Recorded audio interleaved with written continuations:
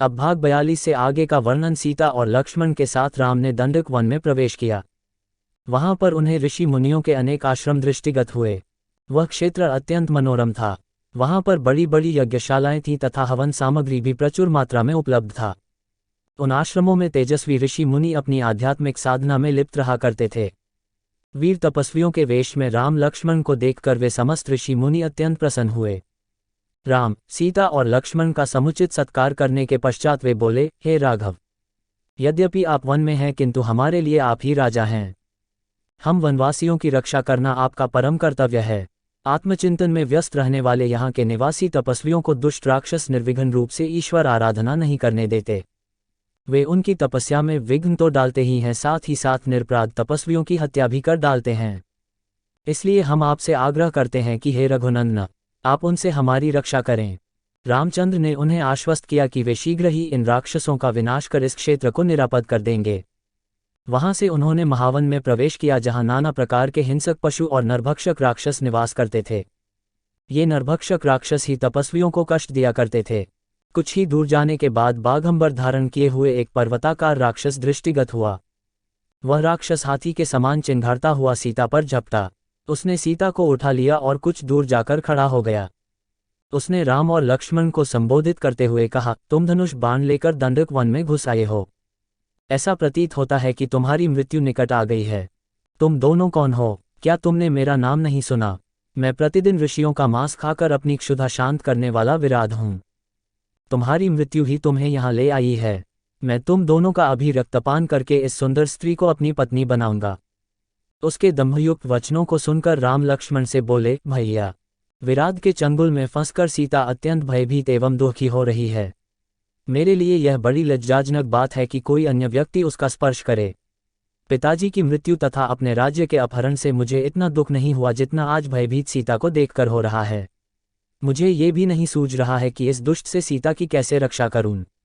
राम को इस प्रकार दीन वचन कहते सुनकर लक्ष्मण ने क्रुद्ध होकर कहा, भैया, आप तो महापराक्रमी हैं। आप इस प्रकार अनाथों की भांति क्यों बात कर रहे हैं? मैं अभी इस दुष्ट राक्षस का संहार करता हूं। फिर विराध से बोले, रे दुष्ट, अपनी मृत्यु के पूर्व तू हमें अपना परिचय दे और अपने कुल का नाम बता। विराध ने हंसते हुए कहा, यदि तुम मेरा परिचय जानना ही चाहते हो तो सुनो। मैं जय राक्षस का पुत्र हूँ। मेरी माता का नाम शत्रदा है। मुझे ब्रह्मा जी से यह वर प्राप्त है कि किसी भी प्रकार का अस्त्र शस्त्र न तो मेरी हत्या ही कर सकती है और न ही उनसे मेरे अंगों छिन्न भिन्न हो सकते हैं। यदि तुम इस स्त्री को मेरे पास छोड़कर चले जाओगे तो मैं तुम्हें वचन देता हूं कि मैं तुम्हें नहीं मारूंगा। विराध के वचनों से क्रोधित राम ने उसे तत्काल तीक्ष्ण बाणों से बेधना आरंभ कर दिया। राम के बाण विराध के शरीर को छेद कर रक्तरंजित हो पृथ्वी पर गिरने लगे। इस प्रकार जब घायल होकर विराध त्रिशूल ले राम और लक्ष्मण पर झपटा तो दोनों भाइयों ने उस पर अग्निबाणों की वर्षा आरंभ कर दी, किंतु विराध पर उनका कुछ भी प्रभाव नहीं पड़ा। वे केवल उसके त्रिशूल को ही काट सके। फिर जब भयंकर तलवारों से दोनों भाइयों ने उस पर आक्रमण किया तो वह सीता को छोड़ राम और लक्ष्मण को दोनों भुजाओं में पकड़कर आकाशमार्ग से उड़ चला। राम ने लक्ष्मण से कहा, भाई, हमें जिस ओर यह राक्षस ले जा रहा है बिना विरोध के हमें उधर ही चले जाना चाहिए, यही हमारे लिए उचित है। विराध द्वारा राम लक्ष्मण को ले जाते देख सीता विलाप करके कहने लगी, हे राक्षसराज, इन दोनों भाइयों को छोड़ दो, मैं तुमसे प्रार्थना करती हूँ। सीता के आर्तनाद करने पर क्रोधित होकर दोनों भाइयों ने विराध की एक एक बाँह मरोड़कर तोड़ डाली। वह मूर्छित होकर पृथ्वी पर गिर पड़ा। लक्ष्मण उसे सचेत कर करके बार बार उठाकर पटकने लगे। वह घायल होकर चीत्कार करने लगा। तभी राम बोले, लक्ष्मण, वरदान के कारण ये दुष्ट मर नहीं सकता, इसलिए यही उचित है कि हमें भूमि में गड्ढा खोदकर इसे बहुत गहराई में गाड़ देना चाहिए। लक्ष्मण गड्ढा खोदने लगे और राम विराध की गर्दन पर पैर रखकर खड़े हो गए। तब विराध बोला, प्रभो, वास्तव में मैं तुम्बुरु नाम गंधर्व हूँ। कुबेर ने मुझे राक्षस होने का शाप दिया था। मैं शाप के कारण राक्षस हो गया था। आज आपकी कृपा से मुझे उस शाप से मुक्ति मिल रही है।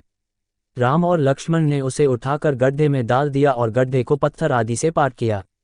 सारा वन प्रांत उसके आर्तनाद से गूंज उठा। इससे आगे का वर्णन अगले भाग में। रामायण के सभी भाग सुनने के लिए हमारे चैनल को सब्सक्राइब करें।